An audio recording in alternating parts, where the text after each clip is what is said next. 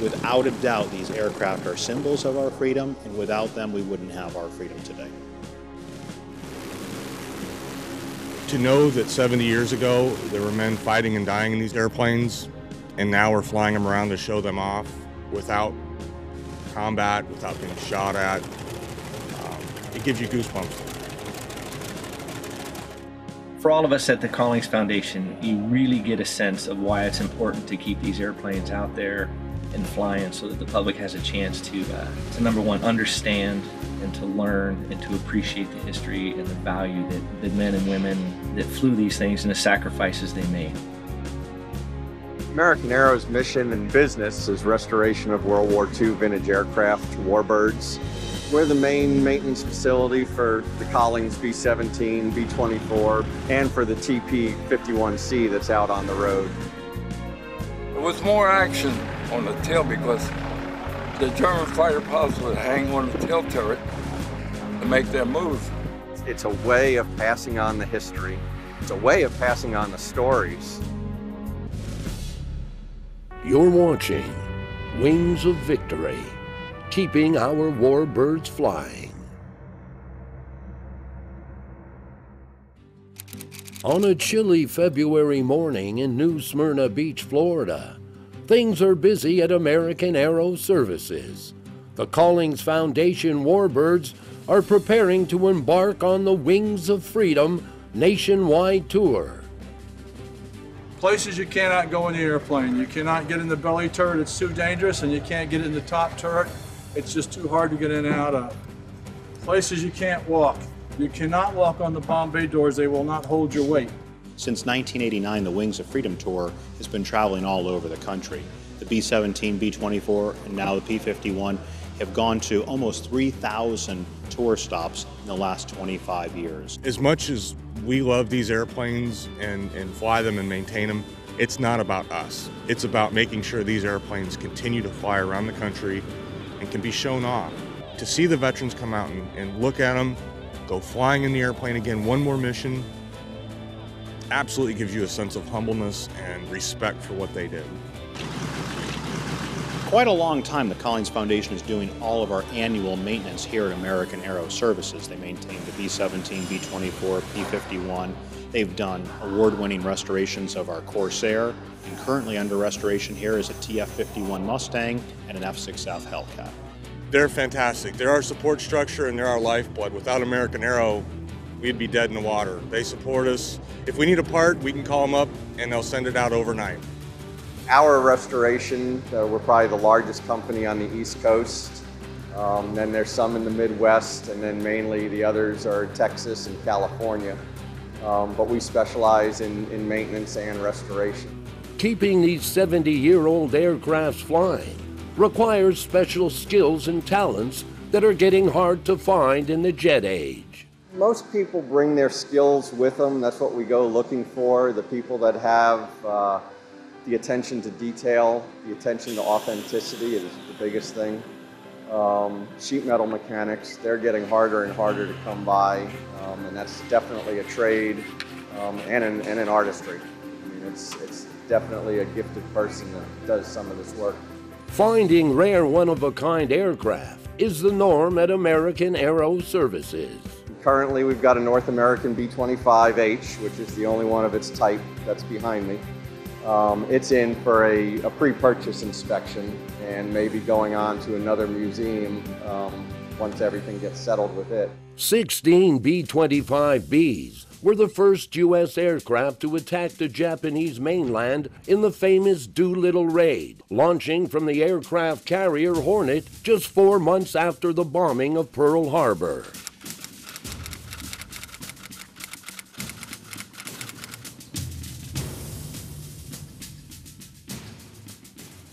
Oh yeah, this aircraft's in really good shape. It just looks rough. It just looks rough, but their overall conditions, it's a good aircraft. Well, we've already pulled all the control surfaces out for recovering, as you can see. And we're just working off a lot of the discrepancies that we found during our preliminary inspection for the pre-buy, and that we're finding now that since the pre-buy went through, we're doing an annual. I'm just tightening up the cow flaps don't want them to move around this much. So I'm just looking inside here in the linkage just to see, tighten up or if we need to replace anything. American Aero Services has an open door policy towards veterans, and the team always seems to find time to swap stories with these heroes. My first love, the B-25. What an airplane. Climbed up those steps a lot of times into that cockpit. At age 99, veteran World War II combat pilot Colonel Hugh Maxwell Jr. still gets excited to see his all-time favorite aircraft. People used to ask me how many missions I flew in anti-submarine patrol. In anti-submarine patrol, you didn't count missions. You counted hours. Altogether on B-25s and B-24s, I had 900 combat hours, which is quite a few combat hours.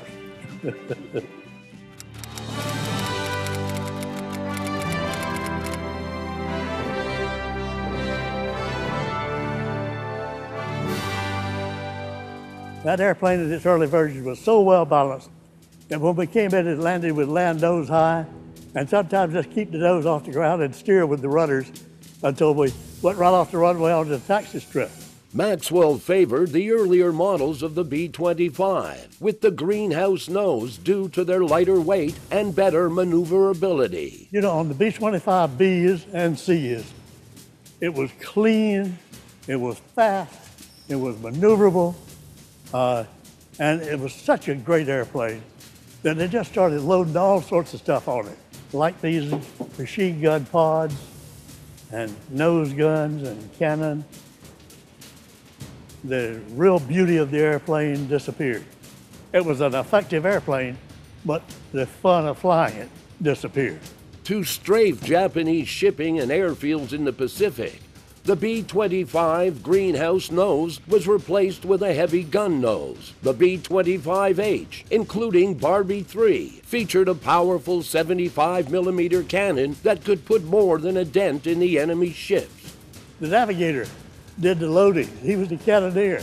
I never used it, but they tell me when you fired that 75mm cannon, the recoil, it almost stops you in midair. When you bring a veteran near an aircraft or a military vehicle, you're going to get stories out of them. Some may be, funny, cheerful stories. Some may be very terrible stories. But it's going to bring history out to teach people, and it's just a venue to give them to help them talk about it. In June of 1942, Maxwell's B-25 crew scrambled into action. At 7 o'clock in the morning, we got a call that an Argentine cargo ship, the Rio Tercero, had been torpedoed and sunk about 100 miles off the coast of New York. I was airborne, all instruments in solid weather. And sure enough, as we neared the reported location of the sinking, the weather did start improving a little bit. And at about 300 feet off the water, we were able to get under most of the clouds. And we reached the location, and I started a square search. And on the second leg, we came out from some little low-hanging clouds, and right there in front of us was a whole scene. Debris almost still in the shape of the ship, lifeboats full of survivors, and the submarine sitting on the surface, thinking that he was completely safe from any air attack. I went screaming across him at 50 feet and dropped a string of depth charges and peeled up on a wingtip to watch him get blown out of the water, and saw it put 200-pound practice bombs going off on his deck. My bombardier had forgotten to change the selector switches to depth charges. So we peeled around as he frantically crash dived and made a good attack with a string of depth charges, but of course, having failed that first, we never got credit for any kill or any damage. And as I said, you needed to bring home the captain's drawers to get a kill anyway, America's first four-engine heavy bomber was the iconic Boeing B-17 Flying Fortress. The Collings Foundation B-17 honors the durable and lucky 909 that flew 140 combat missions in Europe without a mission abort or loss of any crewmen.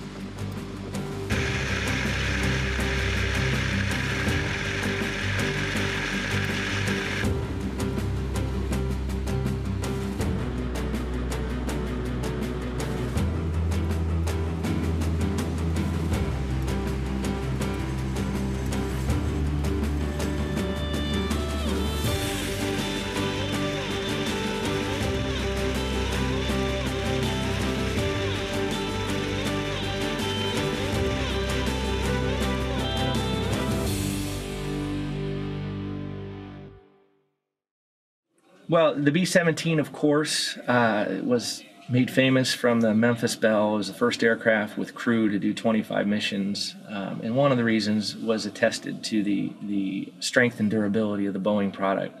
The B-24 could go higher, faster, farther, and with a greater payload. But the difference between the two bombers was that crews fell in love with this airplane because of its battle durability. It was able to take a lot of abuse and bring the crew back.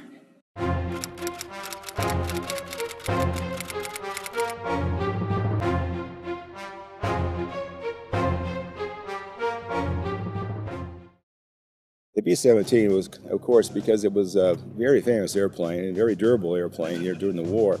And it's particularly the 909. The 909, the reason that we honor the 909, the original 909, is because it was probably one of the greatest ships, the luckiest ships in the 8th Air Force during the war. It started out as a pickup ship, which means basically it didn't have a dedicated crew at first.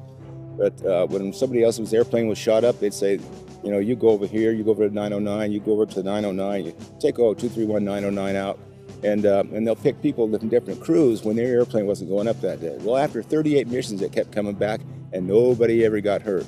So people were fighting to get on this airplane. I mean, literally at ops, they were fighting us. So the CEO says, hey, look, we've got to give this thing a dedicated crew because we can't have this thing in ops every morning, right? So they gave it a dedicated crew, and that's one of the radio operators had been on it 8 times. So the captain, first captain they had on it, said, hey, why don't you name it? And he says, well, Captain, we've always called it Old 909. And then it got its dedicated crew. It went through 5 complete crews during its service during the war. And it went on to do another 112 missions, and no one ever got injured. And it kept coming back, and when it finally got retired, and it came back to the United States, it came back to Kingman, Arizona. It had 609 patches on it when it came back. And like I say, it was considered the luckiest airplane in the 8th Air Force during World War II. I don't think we've ever come back on a mission without an engine out, holes in the wing, holes in the body. You're being shot at. Joe Garber was a B-17 radio operator in the 96th Bomb Group stationed in England.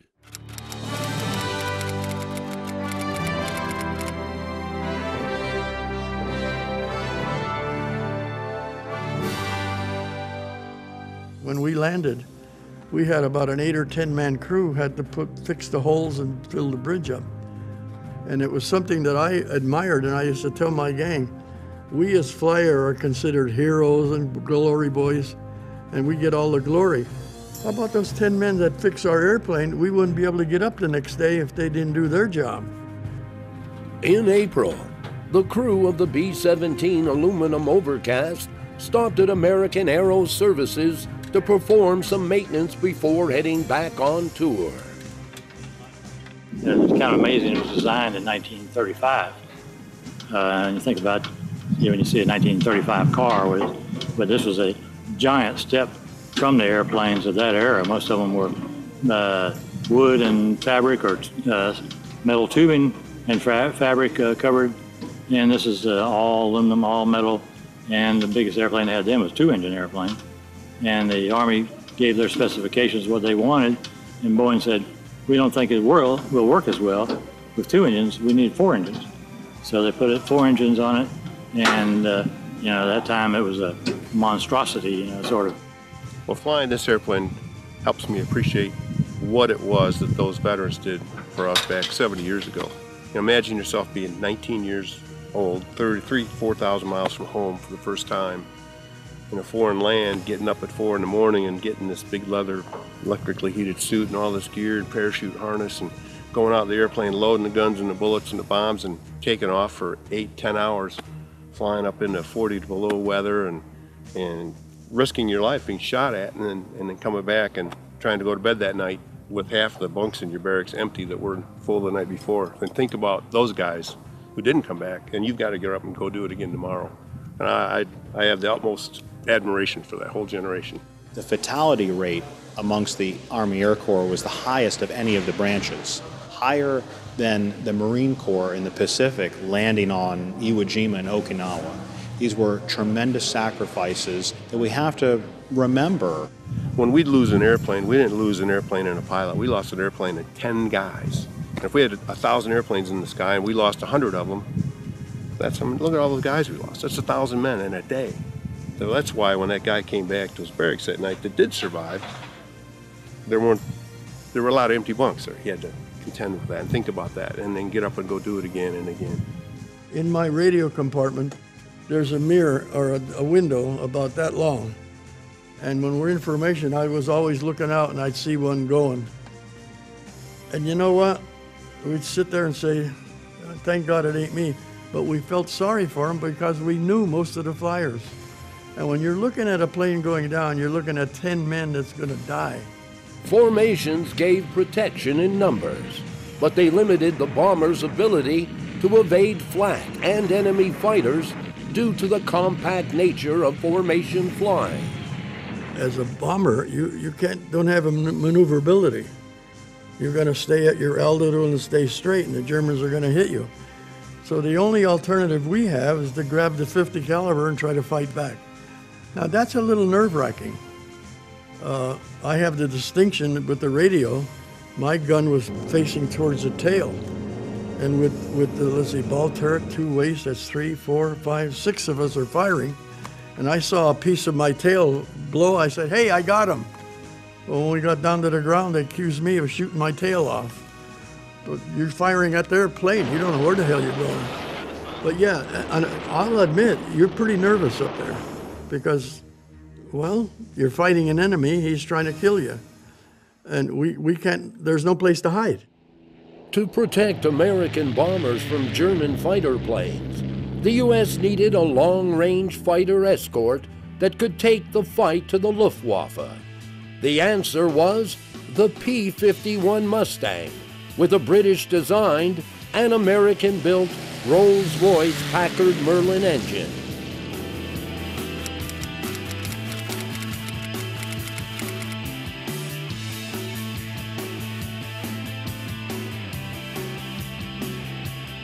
The Collings Foundation's Betty Jane is a P-51C that underwent a meticulous restoration and was rebuilt as a 2-seat dual-control airplane. At least 5 were converted during World War II for VIP transport, including one that Dwight Eisenhower rode in during the D-Day invasion. You know, I've been flying a P-51 now for 35 years, and every time I push that throttle forward to take off, the hair on the back of my neck stands up. It's just absolutely the greatest adventure in the world. And just the skill that it takes to take care of these aircraft is phenomenal. And to have people like Ashley and Gary Norville and others that work here at American Aero, it's just, it takes a lot of skill and a lot of knowledge that the average mechanic doesn't have to work on these aircraft. So the cooler you keep it, the easier it will be. I mean, the materials, they're old aluminum, old heat treat, and just the lower thermal fatigue you put on it, the better it's going to be too. All right. With the TP-51C leaving on tour, full attention is turned to the TF-51 Mustang restoration. Our goal with this airplane was to have it done in little less than 2 years. That's why we farmed the wing out. We kept the fuselage here to do the systems in the fuselage and the cowling and mount the engine. The goal is to have it done by the first of the year. So the Foundation C model Mustang, which is also dual control, can come off the tour, and the TF will go ahead and replace it on the tour. In April, the rebuilt Rolls-Royce Packard Merlin engine arrives and is ready to install in the airframe. The primary reason this engine was chosen over the Allison, which was in the Mustang to start with, was this engine has a two-stage supercharger in the back with the aftercooler, and that performs much better at altitude. When using the additional performance with that, the Mustang was able to go to altitude and make horsepower to higher altitude and escort the bombers into Europe. The Packard's task was to basically create full interchangeability and mass production of the engine, so for the war effort, that if they had a problem in the field, parts could be replaced at will. Fitting the engine to the airframe takes patience and a little trial and error.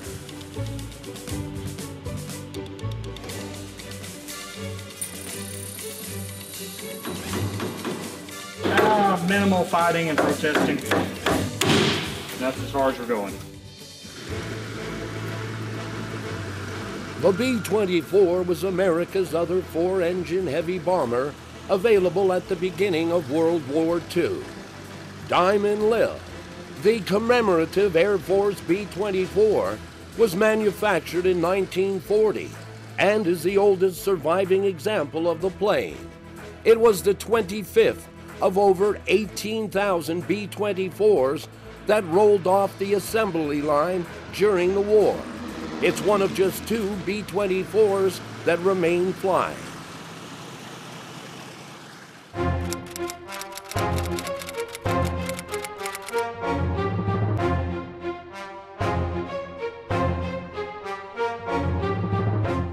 This airplane was built in the first batch. It's a B-24A A model, the earliest model out. The A model was low on defensive power, as you can see back here. It's got one gun in the tail, one gun in the belly, one on each side, and one in the nose, and that's it. Which means it was very vulnerable to enemy fighters. As the war progressed, they added multiple guns. They added turrets in the top, turrets in the bottom, and became much more aggressive as far as enemy fighters were concerned. The skin on these airplanes is, at the most, a 1/16 of an inch thick. You could take a nice sharp pocket knife and stick it through it if you jammed it hard enough. There's no protection in these aircraft. If a bullet came through and it came through in your spot, you were going to catch it. Alan Benzing is a pilot with the Commemorative Air Force. We gathered everyone together for a crew briefing, and I knew we were going to have a vet on board, so after a few brief words, I kind of turned to him and said, "Tell me about your connection to the B-24." And you know, he talked for a few minutes, and then I asked, "How many missions did you do?" He said, 1.5. You know, and we all kind of, "Oh, tell us about the second mission." As a waist gunner on a B-24, Leonard Dowling knows firsthand how vulnerable flyers were in combat. He survived a close call with flak that took down his B-24 on just his second mission.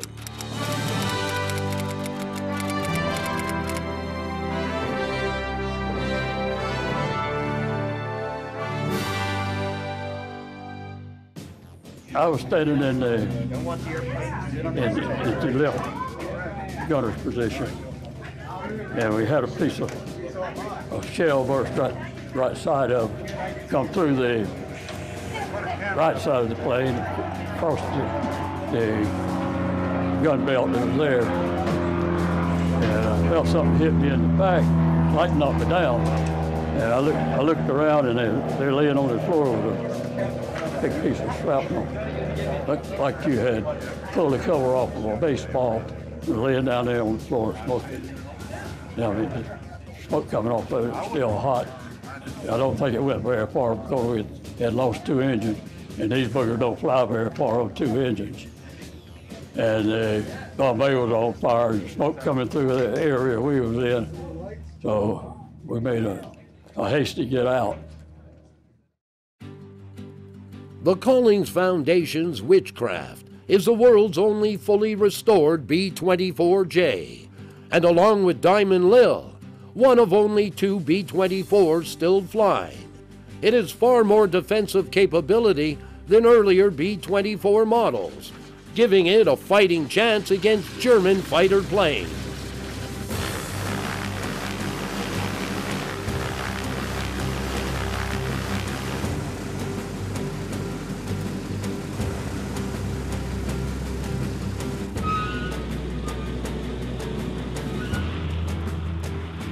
Today, the public has the opportunity to experience the sights and sounds of this flying legend, and if they're lucky, hear from some true American heroes that flew in these planes.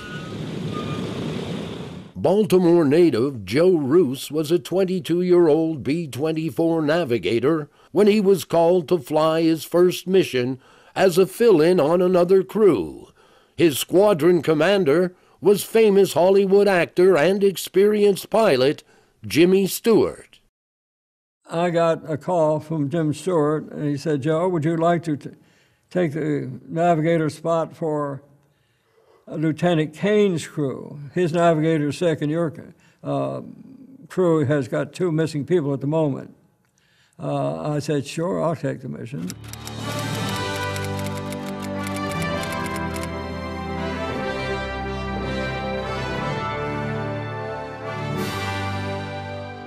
We flew the mission normally, bombing a chemical plant southwest of Frankfurt, Germany. And on the turnout to the group rally point, flak raked our right side, ripped the tail, the movable part of the tail assembly on the right tail, shredded it, and one engine, the number 3 engine, was set afire. Being young and green, we didn't jump then, because the fire just snuffed itself out and the engine quit. I was sitting in the nose turret with my clipboard and a map, waiting to spot England to make a crash landing somewhere. Suddenly, Roos spots a German fighter plane launching a head-on attack. We both fired one burst. As soon as you think he's at the right range, you fire. And he did the same, of course. He got me in the leg, he crashed, but he shot out the other engine on the right side, and we couldn't go much further.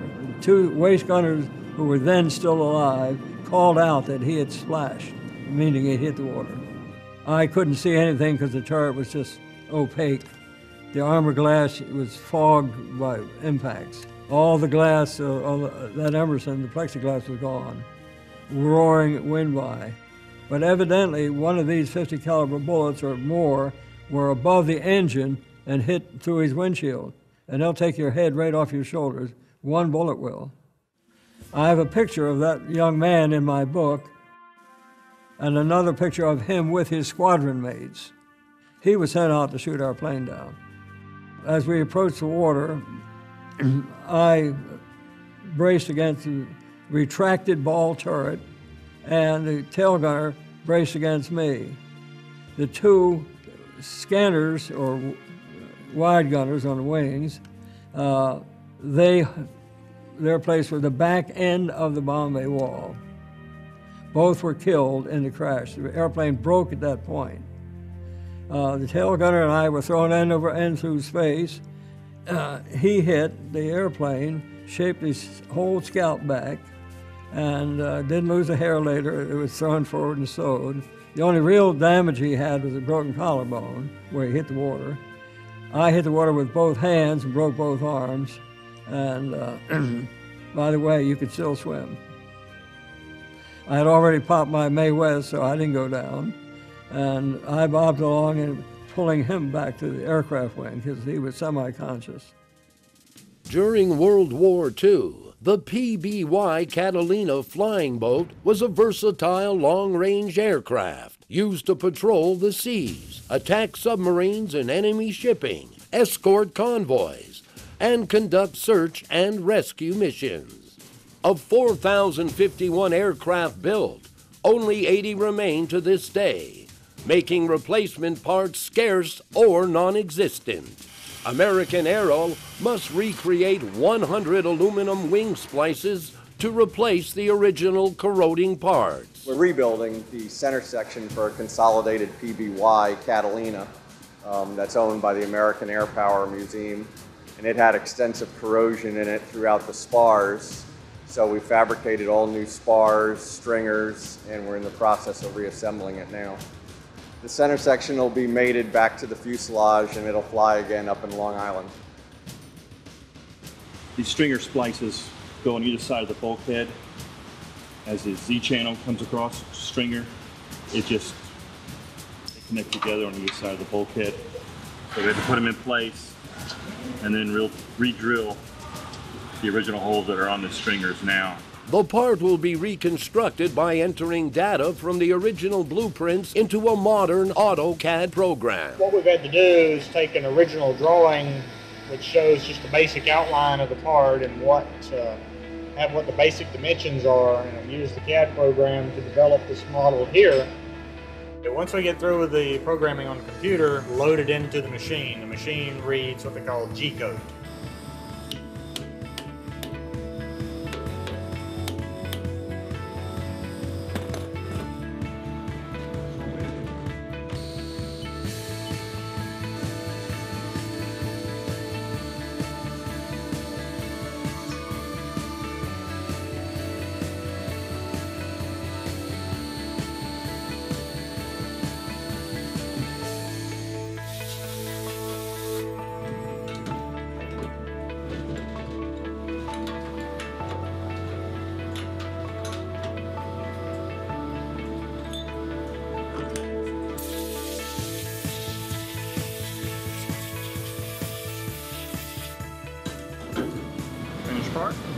After milling in the CNC machine, the splice needs to be trimmed and polished.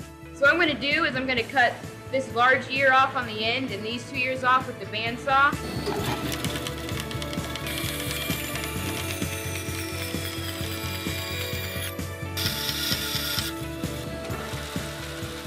Then I'm going to go over to the little belt sander and kind of trim it off and make it look pretty decent, kind of make it even. Then I'm going to go to the big belt sander and make the end a 90 degree so it looks good. And then we're going to go over to the polishing wheel and just polish off all the tooling marks so it doesn't make any stress cracks or anything to do with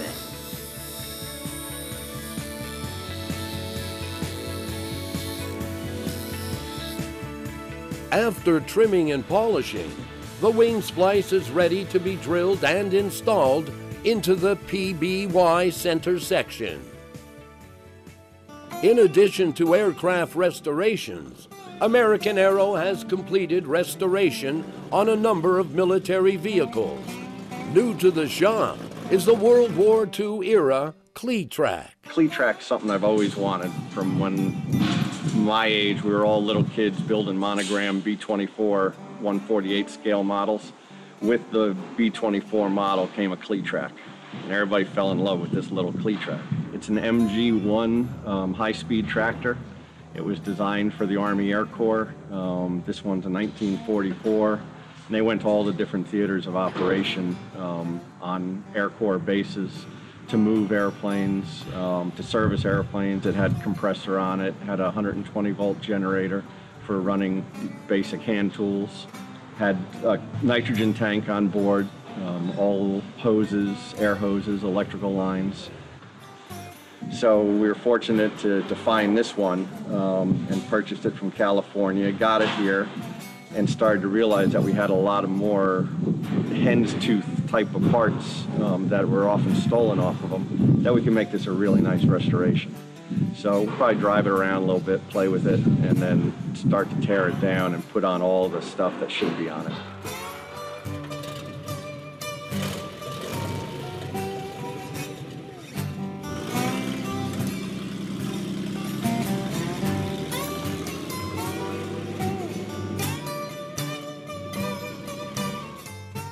The restoration of the TF-51 Mustang is still underway.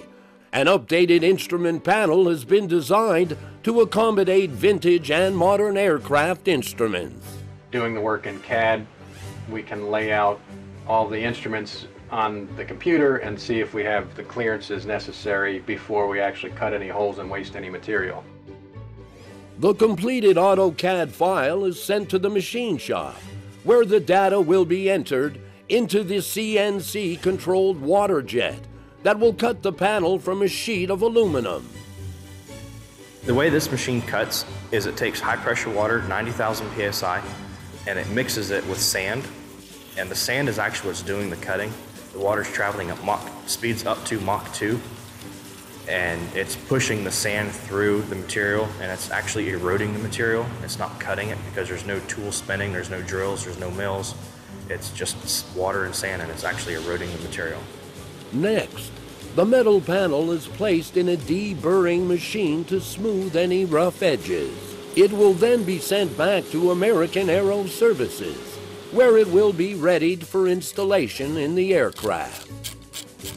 This is the instrument panel back from the water jet. Started assembling the instruments and the radio racks and radios.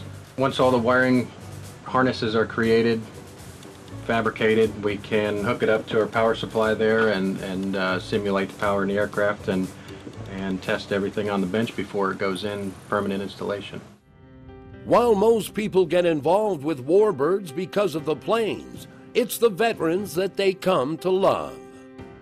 When I first started flying this, it was a big gee whiz wow for me to be a B-17 pilot, you know, and then to go out and look what I'm doing, you know, and it was all about me for about a week. And then you meet the guys along the way, the people, the veterans and their families, and you see what happiness it brings to the family members to see where Grandpa flew and to see what he did and to get a little better feel for what he went through.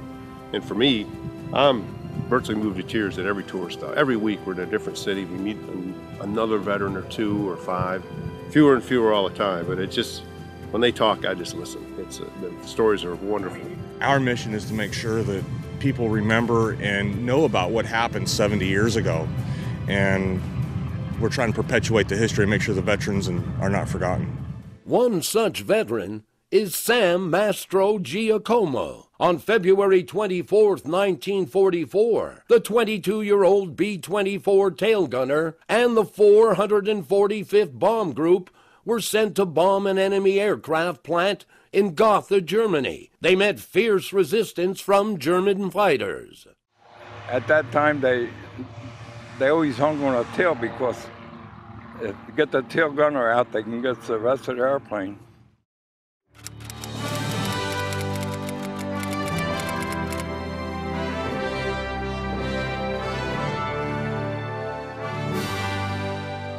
On the way to the target, we got hit by fighters, and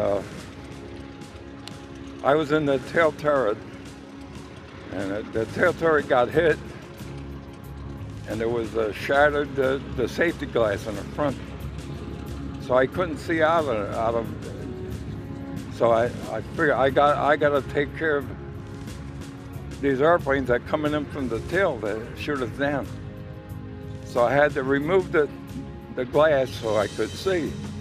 With his vision obscured and the plane vulnerable to fighter attacks, Mastrogiacomo struggled to remove the opaque glass. So I was praying about it. I said, God, give me the strength so I could get this glass out. And sure enough, I went back, and the third time I pushed real hard, and the glass come running out. The glass come out and got caught between my 2 guns. 20-millimeter exploding shells had damaged the turret's hydraulic system, forcing him to use manual hand cranks to lower the gun. As I did that, the glass come tumbling out. At the same time, I see a German fighter plane. It looked like it was ready to press the trigger on us. And I had to use the foot firing because the hydraulics were out. And I hit that airplane and it blew apart. Mastrogiacomo was credited with shooting down 3 German fighters on the Gotha mission, and his 445th Bomb Group received the unit citation for their performance in the face of the enemy. But it came at a great cost. Out of the 25 airplanes, we lost 13 on them, right over the target. And I was one of them that came back. With the U.S. losing an average 1,300 aircraft each month in World War II, it was up to American factories to replace the destroyed planes. The U.S. production capacity during World War II was absolutely mind-blowing. We couldn't even envision today what we were capable of back then. For example, with the B-24, Henry Ford introduced the production line to aviation. They were producing one B-24 every 55 minutes. There are about 13 airframes in the world. They're scattered around the world. And to be able to take it to somebody's hometown, they don't have to drive to Dayton or Castle Air Museum. We bring it to them, which makes our mission all the more important to make sure they keep running. It's about making sure these airplanes continue to fly around the country and can be shown off. Keeping the Collings Foundation planes moving to a new city every 3 days requires a steady supply of backup parts that can be delivered and installed on short notice whenever needed. I'm getting an engine mount ready for the 1820 for the B-17. We try to have as much ready as possible for them, so if they have a problem as they're traveling, they won't have to sit on the ground and wait for the part to be ready. I will have it ready to go on and get it out to them as quick as possible to keep their downtime to a minimum. These are bearings where the rods will pass through for the cowl flaps to work. This is actually one of the cowl flaps for the B-24. Like I said, inside the cockpit, you can regulate open or close. It'll let the air flow over the engine out or maintain the heat inside so the engine can operate at temperature. I primarily work on the Collings Foundation's aircraft parts as they need it on the road. We call them rotables, brakes, like you said, whatever. The B-17, 909, and the 24 Witchcraft. I try to build up components, again, so it's ready to go as soon as they need it and they can install it easily and quickly to continue their tour. This is actually a parts diagram for the B-24 engine that I am building over there. These are very, very well drawn, very well done, because they were made for 17, 18-year-old kids coming right off the farm in Kansas. This is a nose bolt cowling for the B-24 Liberator. It was damaged in transit, unfortunately, from an engine change. So I had to do some body work and some Bondo work. What I'll do now is I will prime it, paint it, and get ready to attach it to this engine. There again, this is a good day's labor, which they won't have to do on the road when they get ready to hang it. In addition to aerial bombing, the B-24 was used as a submarine hunter and to escort convoys. The reason that the 24s were so effective, usually off of England or off the U.S. coast, is because of the range. None of the other aircraft were able to go out more than, a few hundred miles. Well, these aircraft could go out 13, 14-hour missions, and that's critical to be able to extend the coverage. And they had rudimentary but effective radar, and they would have searchlights, and they had 20-millimeter cannon, six-packs on the belly of the aircraft. They were feared by the U-boats because they could sink them. U. Maxwell transferred from U.S.-based B-25s to B-24s with the 480th Anti-Submarine Group stationed in North Africa. 17th of August of 1943, when I took off from Port Leone to provide convoy coverage for this British convoy about 300 miles west of Lisbon, Portugal.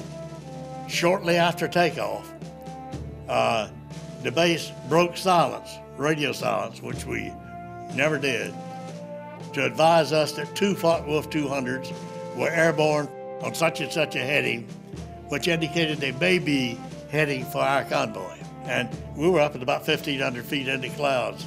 And so we headed toward them, and you could observe that they were flying parallel bombing courses against the convoy. As I dove out of the clouds onto the tail of that lead Focke-Wulf 200, he immediately went into a diving left turn, and we went in on his tail, and the second Focke-Wulf 200 on our tail. When we dove out on the tail of this lead one, I had my gunners hold fire until we got within range. And boy, this airplane fired one short firing burst, sighting burst at us, and started hitting us. And started hitting us with 20-millimeter cannon shells. And it were penetrating our skin and exploding inside the cockpit and all that. We all got slightly wounded. Boy, I shoved the throttles forward and closed as quickly as I could to within range of our guns and opened fire. and he never came out of his diving turret. He went in on fire. I was having to hold hard left rudder and aileron, trying to raise the wing, which I couldn't do. But my foot started slipping on the left rudder pedal. And boy, I looked down, I knew I'd been hit in the left side with shrapnel from these explosive cannon shells. But I looked down, and boy, my Lord, my left leg and foot and the rudder pedal were all covered with blood, and a pool of blood down on the floor of the plane, you know.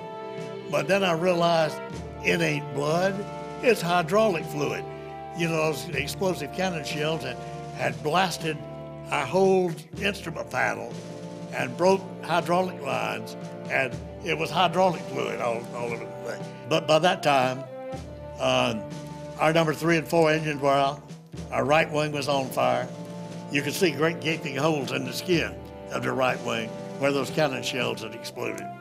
And there was no question that right wing was no longer flying, and we couldn't continue to stay airborne. So I knew that when that right wing hit the water, we were going to cartwheel and explode and become just a fiery mess of wreckage. In a last-minute desperate effort to avoid disaster, I kicked in full right rudder and threw the airplane into a skid. And when the right wing hit the water, instead of our cartwheeling and exploding, the water put the fire out. Our plane broke into 3 pieces, but 7 of my 10-man crew survived. You're looking at one of the iconic naval airplanes of the Pacific Campaign. The TBM Avenger was a carrier-based torpedo bomber, as noted by the classic folding wing. Behind me is the TBM Avenger. It's the same type of airplane that George Bush Sr. flew during the war and was shot down. Future 41st American President George H.W. Bush was rescued by a U.S. submarine, and he earned a Distinguished Flying Cross for his actions in battle. The owner put the number 41 on the aircraft, the seal on the tail and on the nose, and we sent the door out and George Bush signed it. This is a torpedo bomber. It flew off aircraft carriers, so the wings fold up, and also it's got the bomb bay doors, which you can see open in the frame. 6 Avengers took part in the Battle of Midway in 1942. 5 were shot down, and the other plane received heavy damage. As the war progressed, Avengers had more success against the Japanese. Today's mission for She's the Boss is to educate the younger generations of the sacrifices of our Navy flyers. World War II aircraft are simpler in design than modern airplanes, but today's pilots need different training to become familiar with the handling characteristics of these old warbirds. Well, the B-24, you know, it was like a flying boxcar. It was a great airplane that had range that nothing else had, and so on. But but you manually flew it, and it took a little physical effort, you know, to control that airplane. You didn't have the fly-by-wire stuff that we have these days. You didn't have an instrument landing system. You didn't, you know. Very few airplanes fly like this. You take a jet pilot, you take a United pilot, you have to retrain them. You know, it's a whole different set of skills. The T-6 Texan, shown here in U.S. Navy markings, was one of the advanced trainers that pilots had to master before going into fighters or multi-engine bombers. With hundreds of T-6 aircraft in private hands, it's still a great trainer to learn how to fly warbirds. Back inside the shop, the restoration team is hand-fitting and shaping cowling panels on the TF-51, while anxiously awaiting the arrival of the Mustang's wing. A tight deadline demands this project be completed in the next 2.5 months. We're waiting for the wing to come in. We farmed the wing out to Stallion 51 Maintenance in Kissimmee, Florida. Time-wise, it was easier to send it to them have them put the landing gear in, rig the ailerons, rig the flaps. So right now it's on the back of a tractor trailer and heading down I-4 coming to New Smyrna.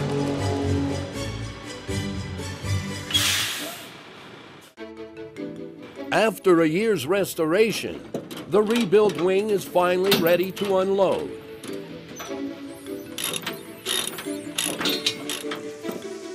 In the weeks ahead, it will be sanded and painted before being attached to the aircraft.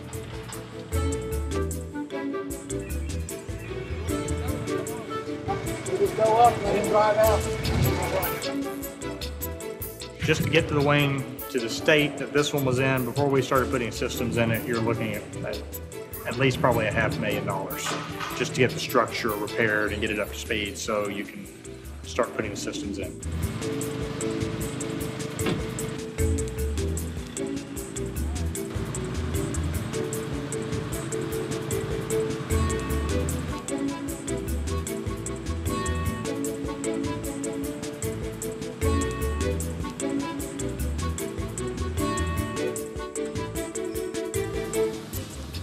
Today with the TF Mustang was a big day because we were able to lay the wing down and mount the fuselage to the wing and actually get the airplane sitting on its gear.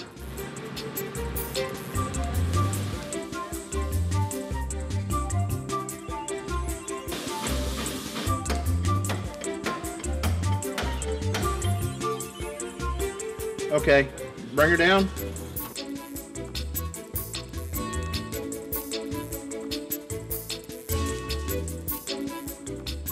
Basically, you have to integrate all the systems into the wing. We did the physical attach points today is all we did.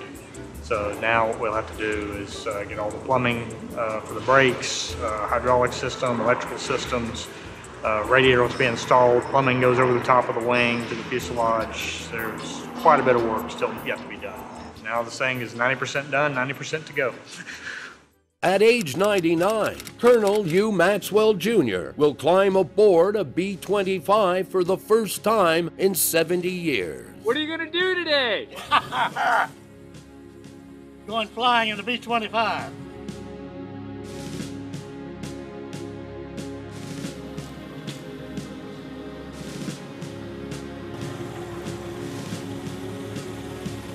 We owe these people a massive amount.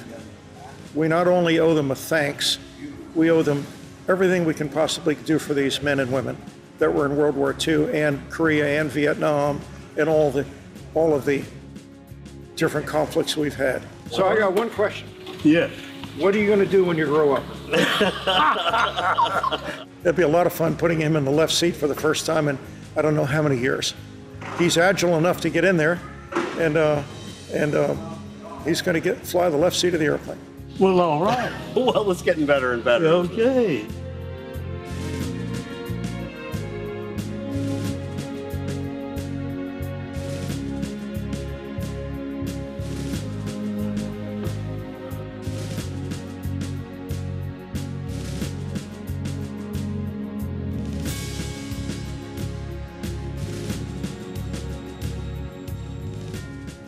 Hi-ho. Yeah, time for another checkout. How many years has it been? I last flew a B-25 when I was at Clovis, New Mexico in 1944.